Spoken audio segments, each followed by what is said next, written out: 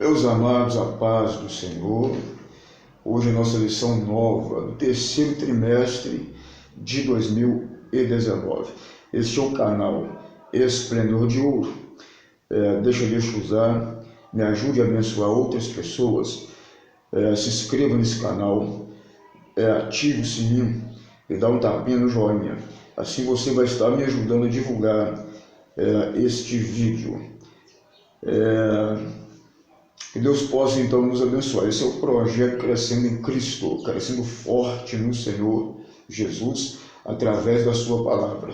A nossa lição, o tema dela é: o que é a mordomia cristã? O texto áudio está em Lucas 12, versículos 42 e 43. A verdade prática diz assim: Deus nos confiou a mordomia dos bens materiais e espirituais. Por isso, sejamos vigilantes e zelosos, porque em breve Ele nos chamará a prestar contas de tudo quanto recebemos.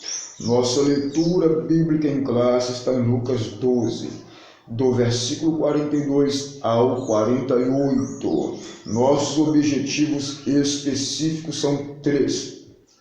Primeiro, apresentar o conceito de mordomo e de mordomia. Segundo, expor acerca da mordomia espiritual do cristão. Terceiro e último, explicar a mordomia dos bens materiais. Nosso primeiro tópico, nós vamos falar sobre o conceito de mordomia e também de mordomo. O primeiro subtópico, nós temos o conceito de mordomo. De acordo com a lição, a palavra vem do latim, major domo, e significa o criado maior da casa, administrador dos bens de uma casa, ecônomo. De acordo com os tempos bíblicos, o mordomo, ele era um servo, ele era um escravo que o seu senhor o separava ou chamava para uma função específica. E a função dele era cuidar dos bens de seu senhor, administrar a casa de seu senhor. Mordomo, então, é aquele que é chamado para administrar aquilo que não é seu. O mordomo, ele tinha que ter em mente que o que ele administrava não era seu e que ele precisava prestar contas daquilo que ele estava administrando. A palavra mordomia, de acordo com a lição, ela significa cargo ou ofício do mordomo.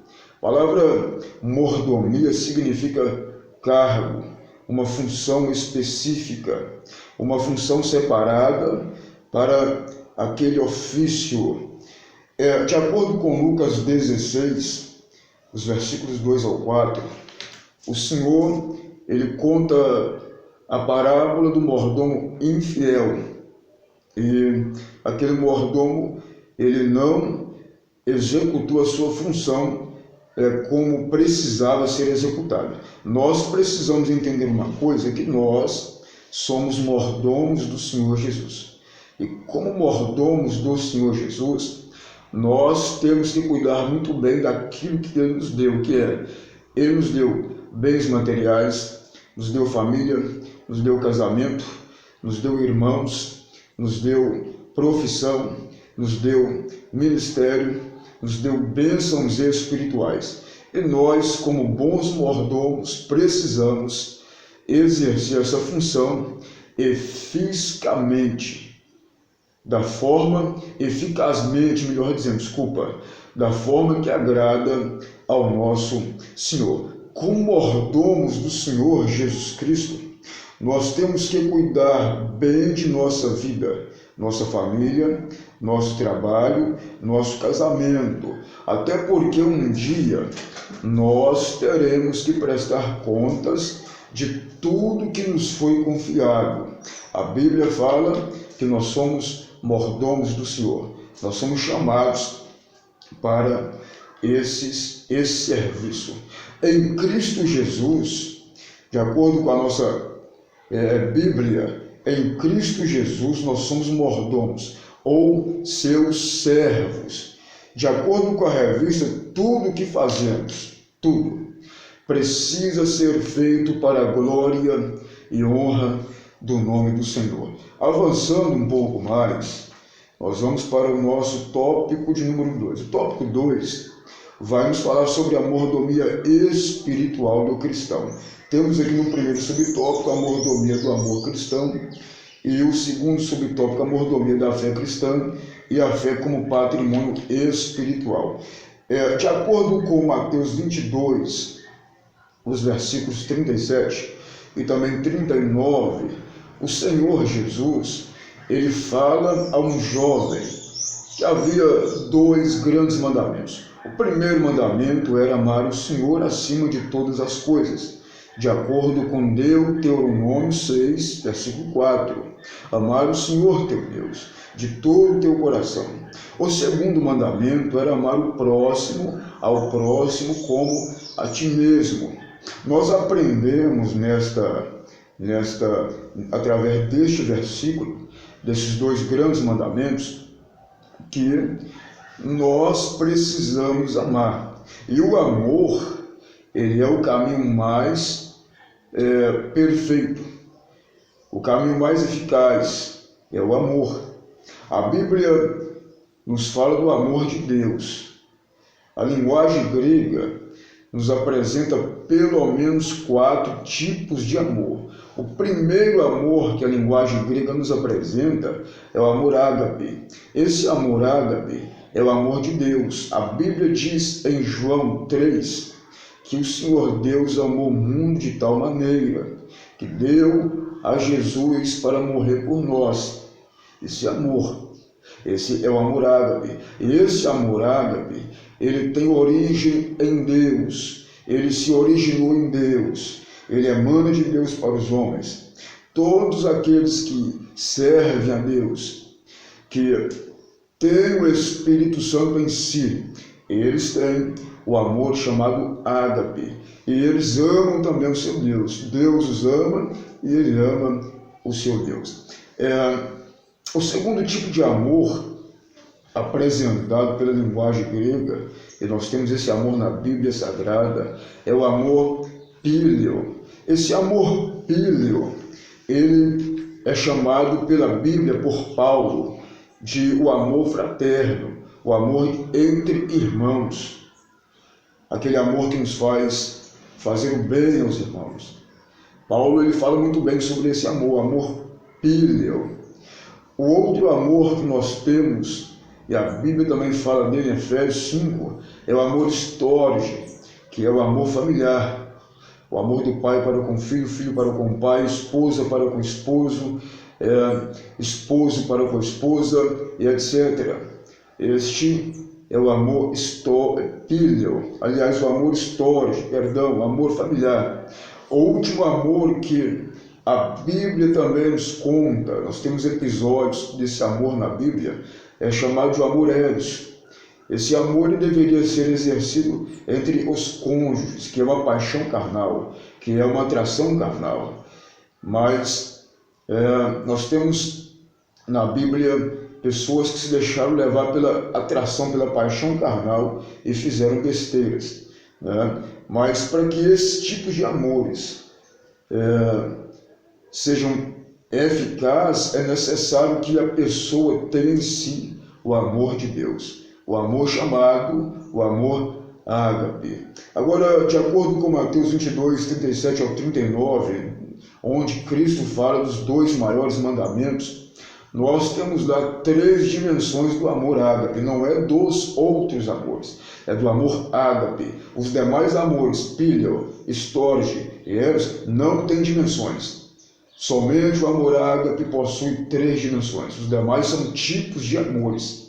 Então o amor ágape, ele possui 3 dimensões. A primeira dimensão do amor ágape está no versículo 37, que é a dimensão vertical. É o amor que parte de mim para Deus e de Deus para mim. Chama-se dimensão vertical. O segundo tipo de amor está no versículo 39. É a dimensão horizontal. É o meu amor para com o meu próximo e do próximo para comigo. Chama-se dimensão horizontal. É o amor que me leva a fazer o bem, praticar o bem no próximo. É o amor que me desperta a fazer obras que glorifiquem a Deus e que beneficia o meu próximo. A terceira e última dimensão está no versículo 39 também. Chama-se dimensão interior. Eu amo o próximo como eu amo a mim mesmo. Isso chama-se dimensão interior. São as três dimensões, então, do amor ágape. De acordo com a Bíblia, nós precisamos amar nossos pastores, amar aos estrangeiros, amar o próximo, amar nossos inimigos, amar a Deus sobre todas as coisas, etc. Agora, avançando um pouco mais, vamos falar sobre a mordomia da fé cristã e a fé como patrimônio espiritual. A fé como patrimônio espiritual, Paulo deixa isso muito claro, ao dizer para Timóteo que ele guardou a fé, ele combateu o bom combate, ele afirmou que terminou a carreira, mas guardou a fé. Essa fé precisa estar guardada em nós como um tesouro. Ela é um tesouro espiritual e precisa ser guardada em nós vasos de barro, que a fé tem uma grande valia. Diz a Bíblia em Hebreus que a fé, ela tem como autor Jesus. Ele é o autor e consumador da nossa fé. A Bíblia fala em Hebreus 11, primeiro, que a fé é o firme fundamento das coisas que não se veem e a prova das coisas que se esperam. A Bíblia fala em Hebreus 11:6 que sem fé é impossível agradar a Deus. Então, a fé, ela é um tesouro, ela é um patrimônio espiritual que precisa ser bem guardada. A Bíblia nos apresenta pelo menos 5 tipos de fé no Novo Testamento. A primeira fé do Novo Testamento é a fé natural. Todos nós possuímos a fé natural, todos nós temos. Aquela fé que você pergunta à pessoa se ele crê em Deus, se ele tem fé em Deus, ele vai dizer que tem fé, mas não obedece a Deus. Ele não se preocupa em agradar o seu Deus. Isso é uma fé natural. A outra fé apresentada pela Bíblia é a fé como dom. Aquela fé que Deus provê para o indivíduo e o leva a receber coisas extraordinárias por meio da fé, como dom. Terceiro tipo de fé é a fé salvífica. A fé salvífica é aquela fé que o indivíduo adquire através do ouvir pela palavra de Deus. O quarto tipo de fé é a fé como sistema doutrinário. Fé que leva a pessoa a viver de uma forma que agrada ao seu Deus. E o quinto tipo de fé é a fé leal. Esta fé está em Gálatas. As demais fés estão em Romanos 10, a outra fé está em 1 Coríntios 12, a outra fé em Marcos 16 e a outra fé está em Timóteo, e essa agora em Gálatas. A fé como sistema doutrinário. Timóteo possui essa fé. A fé que ele herdou de sua mãe e sua avó. Isso é lindo, é maravilhoso.